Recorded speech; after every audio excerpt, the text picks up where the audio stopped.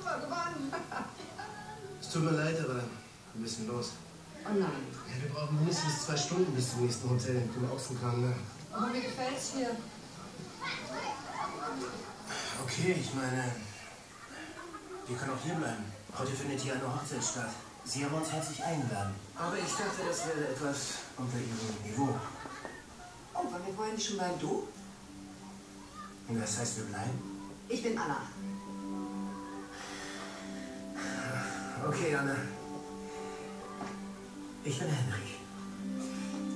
Hendrik? Freut mich, dich kennenzulernen.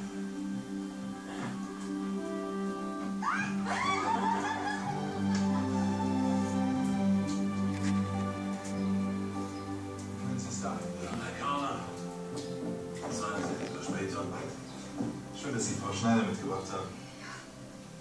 Was halten Sie davon? Ja, ist bestimmt gut gemeint. Nein, ein bisschen exotisch, oder? Aber meinen Sie, dass Ihrer Frau sowas gefallen wird, also Ihrer zukünftigen? Ich weiß nicht. Ich weiß nicht mal, ob sie es rechtzeitig hierher schafft. Das wäre schön blöd. Wissen Sie was? Wenn es nicht kommt, kann ja ich einspringen. Springen kann ich besser als sehen.